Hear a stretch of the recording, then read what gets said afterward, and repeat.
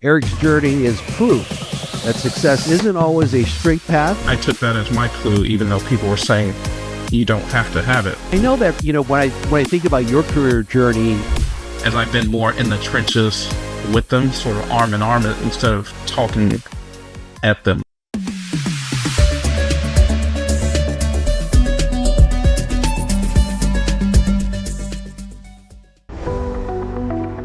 Today's episode is sponsored by TypeI. TypeI revolutionizes enterprise application development, turning business ideas into robust, data, and AI-driven solutions.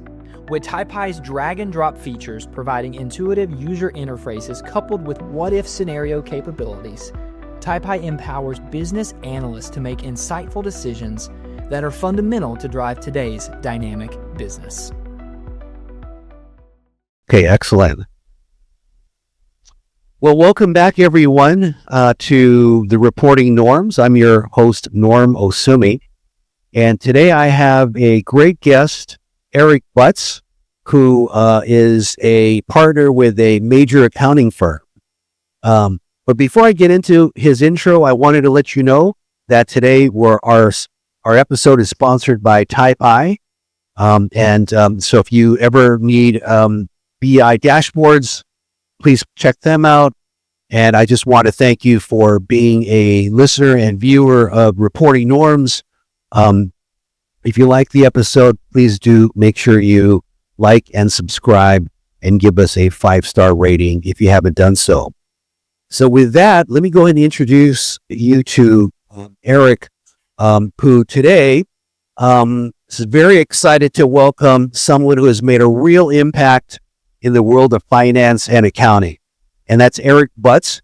He's a CPA and MBA and is a partner, as I mentioned earlier, at a Big Four accounting and consulting firm, and a trusted advisor to CFOs looking to make their organizations more efficient and forward-looking. But his influence doesn't stop there. He's also a career coach and the author of Never Less Than Success, a blog where he shares honest, no-nonsense advice on navigating the consulting world and accelerating your career. Eric's journey is proof that success isn't always a straight path. He didn't land his first audit job, but that didn't stop him. Instead, he built a career that has defined expectations and broken down barriers, proving that accountants do far more than crunch numbers. They solve big strategic problems. His leadership, resilience, and ability to embrace challenges have made him a role model for so many in the industry, and I can certainly attest to that. I can't wait to dive into Eric's story, hear his thoughts, and get his take on what it really takes to succeed in today's fast-changing business, finance, and accounting world. It's going to be a great conversation with a person who is not only smart, but also a extremely empathetic leader. So with that, Eric, welcome, and thank you for being here with me today. Wow, Norm. Thank you for having me. If I could, I might be blushing right now. I could tell. I know that, when I think about your career journey, you've had, quite a journey. Maybe we could start with, some of your earlier experiences, right out of college, starting at Pepsi, and then, maybe describing your path to becoming a partner, within a Big Four accounting firm. Okay. Yep. So I started, so Pepsi was my first job right out of college. I started as a staff accountant. At that time, I thought that was it. I had landed my job out of school. I did what I needed to do with my degree. I was going to work, get paid, live happily ever after. But something happened while I was there as I started to look around and see people in some of the positions I wanted to be in. I noticed a theme. They were all ex-Big Four and they were all CPAs. And so I took that as my clue, even though people were saying you don't have to have it, that I should go back and get my CPA so I can move up to supervisor, manager sort of types of roles. So I started doing that about a year after I graduated. I successfully passed the CPA, and then I sort of got a little bit more of an itch to do something that I felt was more, I'll call it impactful, or I felt like I was underutilized. So with that, I ended up actually going back to business school. And that's what led me down the path of going into consulting. It was like the perfect blend of using my accounting brain, but also solving problems that were less routine. Also kind of lived around different parts of the U.S., gone to school, various places. Tell us about, where you're originally from and kind of your journey throughout the United States, because I know we've crossed paths a couple of times in different places. Yeah, that's right. A couple different time zones. So I'm a Chicago guy through and through. I always start with that. I live in Atlanta now, but when I took that consulting job, actually, I ended up moving to Wilmington, Delaware, the first state. My wife's sister lived there, and with me traveling a lot, we wanted to make sure that she had enough support while I was going to be on the road. So I lived in Wilmington. I worked out of Philly for 3 years. And then I got recruited on LinkedIn for the role at my current firm, and I ended up moving to the West Coast. That's where we met, in the Bay Area, where I lived for 4 years. And then I came back to Atlanta, where I've been for going on 8 years now. Wow, okay. And do you think you're going to be settling in Atlanta for at least a little while, a little while longer? I think so. Never say never. I thought I was going to be settling to the Bay Area in California too. So we'll see what life brings us. Okay, that sounds fair. That sounds fair. Now we're purposely not mentioning your accounting firm because we just want to make sure that anything you say here, tell us that it's not representative of the firm. But more importantly, we're here to learn from Eric Butts and not anybody else. And so with that in mind, I know you've been on a ton of consulting engagements, working with a variety of clients. Can you describe a couple, instances where you faced a challenge with a particular client where you were actually able to help them move the needle, whether that's, on the top line or whether it was on the expense side, but something that you'd like to share where through your direct efforts, you actually help move the needle for the company? Yeah, that's a tough question. I'll talk about a recent one, I guess. And there are actually a couple that fit this description, but a couple of recent clients I've had where they were on these old systems that they had been put in, 25, 30 years ago, things like that. And they're trying to figure out how to get more modern and cut down on a lot of the manual effort to close the books or produce some of their financial reports, the external financials. And so one in particular place, it required a lot of change management just because of the culture. It was a very autonomous-minded operation. And so part of what we were doing, we're trying to make them feel like it was something that will be beneficial to them and not something that corporate was forcing upon them. Yeah. And so going out, interviewing people, kind of hearing where they thought they could get some gains and helping them translate that to reality while also achieving some of the goals from an enterprise perspective, getting more consistent data from all the various parties so that you can make sound business decisions. That was a pretty big needle mover for them. Okay. So change management, getting information from a variety of stakeholders, and then coming up with solutions that made the stakeholders feel like they were going to be the true beneficiary of these changes. Sound like that was a very effective way to effect those changes. So in that particular case, did you implement a new system or consolidate existing systems, or change processes to eliminate manual work? What were some of the tasks that you were able to implement there? Actually, a little bit of column A, B, and C on that one, Norm. And so new system for the ERP, help them rethink some of the processes. So some of the things that maybe they had done when cash is abundant. A lot of times you go to clients and when times were good, there's not really a case for changing anything. And so helping them understand what what they could do to sort of streamline or make themselves more efficient, even in times of abundance. So if they're ready, when markets turn, we did get there. It took a lot of conversation and convincing, though. In terms of some of the tweaks that you needed to make to the system, or was it also some of the processes that they needed to change internally?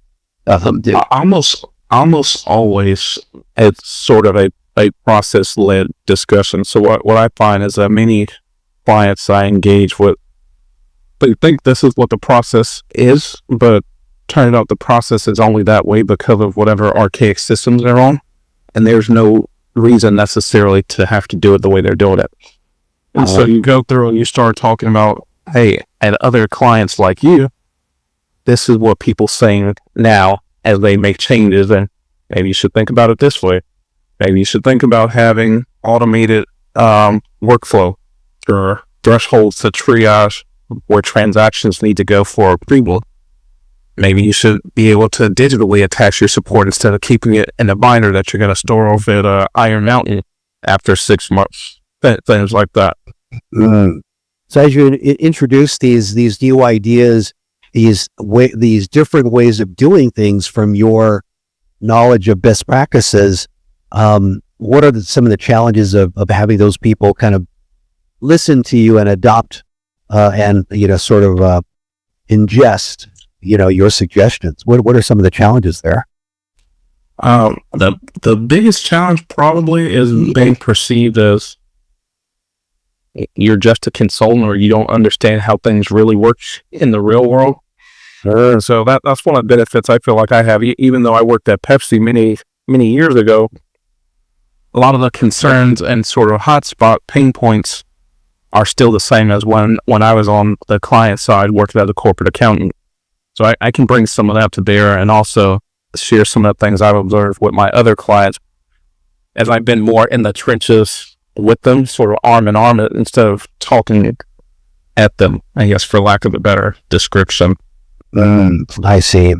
I've seen you in action, and I would agree that you have that uncanny ability to influence people as to what is the best solution for them given the reality. Sometimes you've actually uncovered a reality for them that they didn't even know about, right? Yeah, they probably wish they still didn't when we talked about it, but got to take our medicine. Right. So, with AI, Gen AI coming over and, becoming very prominent the last couple of years, you're probably hearing and seeing your clients ask about, well, how can I leverage a Gen AI, LLMs, GPTs, in my environment to perhaps hasten the closing of the books, or compiling my financial statements, or getting my KPIs faster. Do you have any recent insights that you could share on what you're seeing in the marketplace, what some companies are doing, what are they thinking about from an AI perspective? So from an AI perspective, it comes up a lot for sure. And we've been doing what we do, working with a lot of the different software providers for ERP systems. There's different levels of AI now even being embedded within those solutions. But I'd say the biggest place that I see it playing out so far is more on the predictive analytics as far as AI goes. So more on the reporting side, and a little bit on also in the IR space when it comes to sort of getting ready for presentations with investors, trying to understand what questions may come up and preparing and using AI to do that. Those are the more common use cases that I've been seeing personally. I see. So on the predictive analytics side, do you know, or can you share with the audience, is the AI ingesting and utilizing various data sources, or is it primarily looking at the company's data sources as predictive models or predictive indicators for their future? Or is it really kind of a combination of external data plus internal data? So I will first say I'm not the foremost expert in this, but I'll tell you what I've been saying, and the ones I have been saying are more reliant on company data. Even historically, though, pre-AI, we would always talk about external drivers and things that might be leading indicators and outside factors when it comes to forecasting. I haven't seen it firsthand as far as like what it works like in the AI model, but I imagine that has to be something that's happening out there. Mm. From a work standpoint, we're seeing a lot of layoffs these days at companies. Not all the people that are being impacted necessarily are accounting and finance personnel. Many of them may be software engineers. But do you think that what you're seeing in the workplace today with these layoffs are companies thinking about how their cost structures might be impacted from the use and application and utilization of AI within their companies and how that might affect their workforce? Do you think there's any correlation there? I'm gonna maybe take an unpopular opinion. I'm gonna say no, as far as it being a direct correlation with AI. Okay. But what I will say, I think a lot of people in the workforce, and this is like people that I coach and people that reach out on LinkedIn and things like that, there are a lot of people that are so hung up on worrying about AI doing whatever AI is going to do that they seem to drop the ball on making sure that their skills stay relevant. And so for me, technology is always going to be there, and there's maybe some jobs change, maybe some jobs get replaced, but there's always creation of additional jobs as well, like the AI and the coding and the interpretation that they don't run by themselves. I don't know if you've ever seen on some of the models where, if you can even probably YouTube this, where you're asking a GPT a question like how many R's are in the word, I think it was strawberry, and it thinks two. Like, it had issues with the double R, and you would argue with this going on, and it just couldn't process. So AI, to me, is more of a tool for increasing your own efficiency. I don't see it right now as it's out there and it's taking all these jobs over, and you have all the robots and machines doing all these things that the humans were doing. At least not yet. Yeah. Okay. That's a positive perspective that gives some hope to accountants and finance professionals that you coach. In fact, let's talk about your coaching. You've been doing this for a long time. You have your website. You also have a blog. You mentioned you have people reaching out to you about career advice and how to succeed in their careers and what to how to become a great consultant, I think, is what your website says. So can you share with the audience a little bit about some of the things that are really common threads that maybe help them grow their career and improving their consultative skills? Yep. So we just hit on one comment thread as far as the external concerns of what's going on in the market and how might that impact me. And one of the things that we frequently talk about is identifying the areas that you can level up in that the machines will never be able to do. Relationship management, navigation of politics, helping understand your individual client's personal goals. Like these are things that AI can't do. And so if you're skilled in that area, in addition to having technical or functional skills, it'll just help you stand out, be more sticky with your clients and with your firm, and help you kind of accelerate your career more. One of the other things that's coming up a lot more recently, to your point about, it's kind of a weird thing because you see people losing jobs, but then you also see news about accounting shortage. And so you have people who are overworked. And so I have a lot of people reaching out asking about the art of delegation. And how do I let go more so I can get more leverage for myself, which can be tricky if your staff isn't trained up to speed or you're having issues attracting talented staff. So those are things that seem to be coming up very regularly right now. I see. Interesting. I have to ask this question. With the new administration in the White House, the whole idea of, more deregulation, a lot of, I just did a podcast on the kind of weakening of the CFPB, the Consumer Financial Protection Board, and some of the undoing of things that were the Dodd-Frank Act of 2010. And also even how the SEC is maybe looking at the PCOB or the Public Company Oversight Board, in certain ways where things that we put in place, in fact, as part of Sarbanes-Oxley, might be affected. Are you seeing any of that currently in your profession and, in from a regulatory environment, or is it sort of still, we need to kind of wait and see still?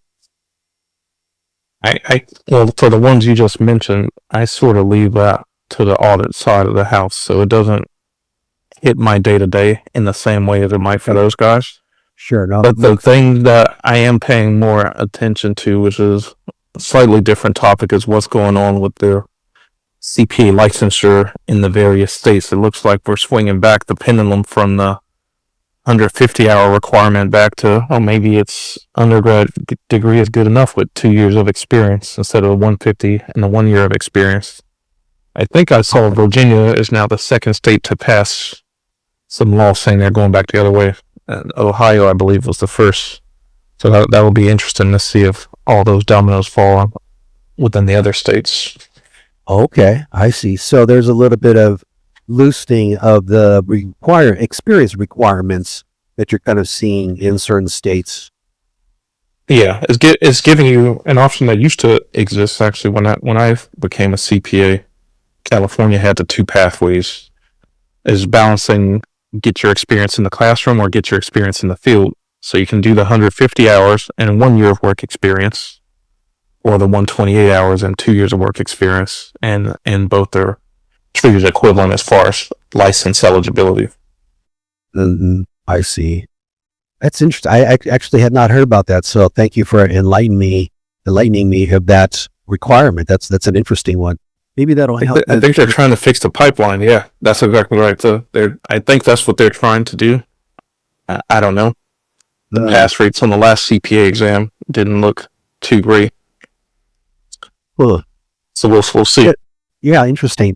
You have a lot of offshoring happening too, though, right? I mean, some of these more, I'll call it, lower level operational accounting roles being moved out, but even some technical accounting roles seem to migrate to India or the Philippines or other offshore areas where accountants are being used.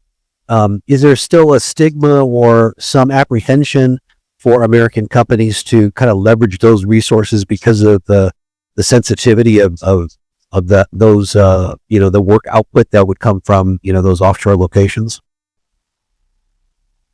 I'm not sure. I feel like there might be when it talks about the SEC reporting. I don't know if it's sensitivity of the data or more proximity to the mothership, if you will. But I think there's still a little something there. Where I see a lot of general accounting teams being moved, I do not see the technical accounting and sort of external reporting functions moving at the same frequency. Yeah. But you do recognize or see the lower level roles that just simply don't make sense to have in the United States anymore move out, right? Yeah. From a cost basis, I definitely see them moving. And some places I see them maybe not moving offshore, but they're trying to find lower cost locations within the United States instead of someplace, like our Bay Area. Yeah, for sure. Yeah, that makes a lot of sense to offshore those types of roles. Before I ask Eric my last question, I want to remind everyone that this episode is sponsored by TypeEye. It's the Python-powered BI tool that delivers faster insights, smarter decisions, cost-effective solutions, and limitless customization.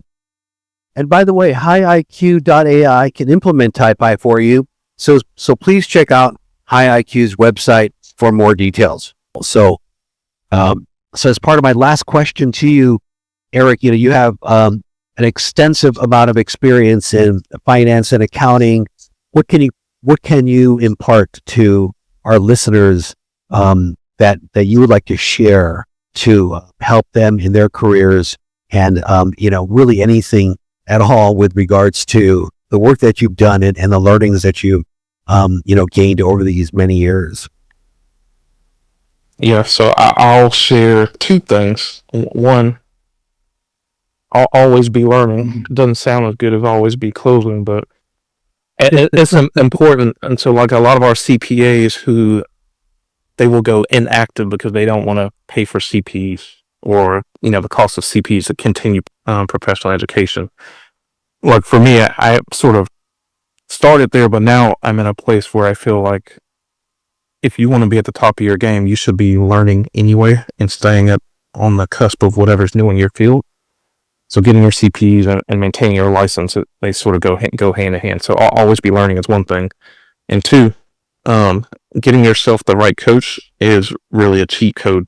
The coach I had before making partner, just game changer for me in terms of helping me figure out how to step back and understand which things were actually important versus maybe me sort of mentally getting in my own way. So if you can find one, whether that's paid or free, someone in your circle, take advantage of that. It'll make a world of difference. Okay, that's great. How did you end up, finding your coach? My coach, I found out through another colleague that had worked with him. He was actually a retired partner, like 1 year retired from the firm, and he was coaching other partner candidates. Okay. Just made a big difference to it. We had a shared background, shared sort of upbringing. There were just a lot of commonality that we were able to sift through some of the basic things and get to more advanced tactics because he knew the inner workings, he knew sort of the relationship dynamics of the firm, and he could easily sift through and figure out what the real feedback was to help get over that last one. Wow. Sounds very helpful. The coach and the continuous learning. Great advice, Eric. Awesome to have you here with us today. I really want to thank you for your time and sharing of your knowledge and insights. So Thank you for inviting me, Norm. It has been a pleasure. Happy to do it. Okay, fantastic.